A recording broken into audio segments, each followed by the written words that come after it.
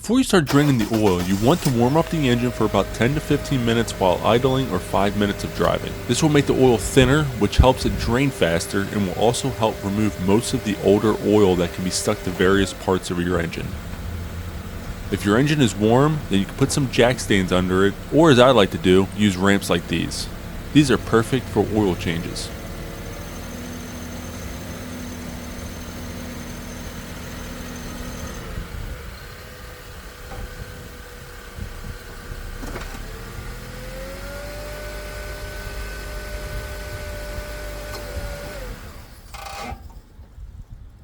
Now before you start draining, make sure you remove your oil cap first to help the oil drain faster.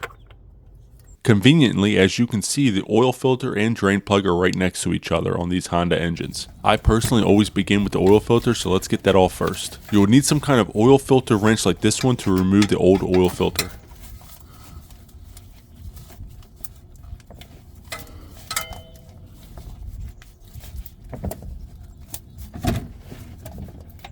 Once you break the filter free, you can turn the rest by hand. You can either wait for the fluid to slow down, or you can just go for it and remove it. I personally wait for the oil to slow down a little bit and then I unscrew it the rest of the way. Be careful, since the filter is covered in oil, it could slip out of your hand. You don't want the filter to fall into the oil drain pan and splash oil all over you, especially if the fluid is hot.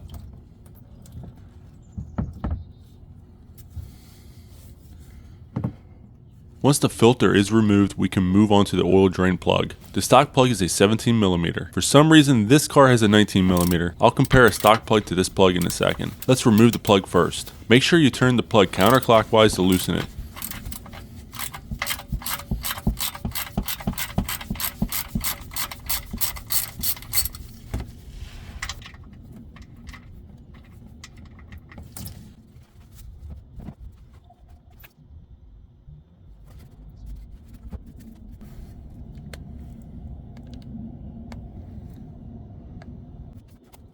While that's draining, let's compare the two plugs. As you can see, the bolt that came off the car is definitely not the stock drain plug. The biggest giveaway is the M16 on the bolt head. Now check out the stock drain plug. No writing on the bolt head, and the threads are not only longer but thinner than the plug that came off the car. I'm going to assume a shop at some point threaded the stock bolt in too far into the pan and then tapped out a bigger hole for a bigger bolt. This is not the ideal way to handle that situation. I'll explain why in a few minutes. Now since the oil is still draining, let's pre-lube our oil filter. I like to fill the filter up about halfway, making sure I get some oil around the inner edge. I do this so I can get some on my finger and then lube up the filter seal. This helps prevent leaks and makes it easier to take off in your next oil change. Oh, and make sure the seal from the old oil filter is still attached to the old oil filter. If it isn't, you want to remove it from your car to prevent leaks. I know this bolt is in the way, but you want to grab a towel or a rag and wipe around the oil filter mounting area. Now grab your filter and start turning it. You shouldn't feel any resistance. If you do, then back it off and start again. You do not want to cross thread this. Once it bottoms out, you want to turn it as much as you can by hand. Do not use any kind of tool to tighten an oil filter. This will make it very difficult to remove later, and you could also damage the outside of the filter, causing leaks. Once the filter is back on, we can move on to the drain plug. This plug won't tighten like the stock plug, which is pretty concerning. It will get a little tight and then the threads will jump and the bolt loosens again. So I'm going to turn it until I feel a little bit of resistance and then stop. The shop should have replaced the oil pan in this car instead of trying to thread a new hole. This could end up being a disaster if that bolt loosens while driving. Make sure you are subscribed, as I will probably be replacing this pan sometime in the future and will make a video while I do it.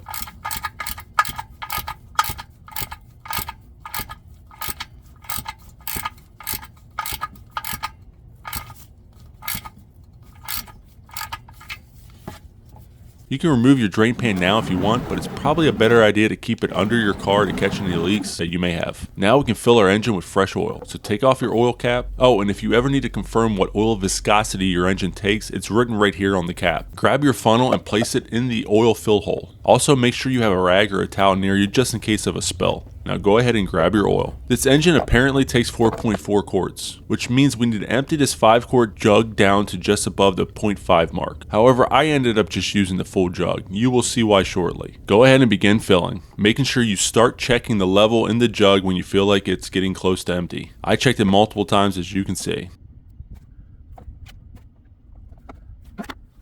and that's it. It's hard to see on camera, but it's right above the 0.5 mark. Now in order to get an accurate reading, make sure you start your car and let it run for 30 seconds to a minute. While you are waiting, go ahead and check under the car for leaks. This looks good.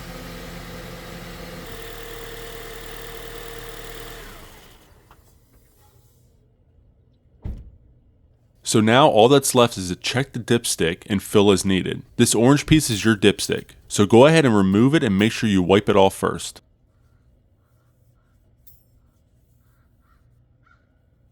Then insert it back into the dipstick hole and make sure it pushes all the way down. Now you can remove the dipstick and check the fluid level. I checked the level a couple of times and the oil barely showed up on the dipstick, so I know I need to add more fluid. Since it's barely visible on the dipstick, I'm going to add the rest of the 5-quart jug to the crankcase.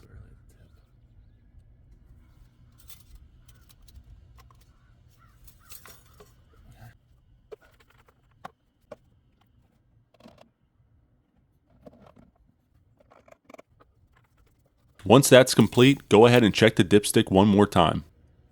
That's perfect. It's right between the holes, signaling that we have reached the proper level. The camera had trouble picking it up, but it was perfectly centered. That's all there is to it. If you found any part of this video helpful or entertaining, please give it a thumbs up. Also, if you haven't subscribed yet, hit that button as well as the notification bell so you don't miss a video from our channel. Thanks for watching, and we'll see you on the next one.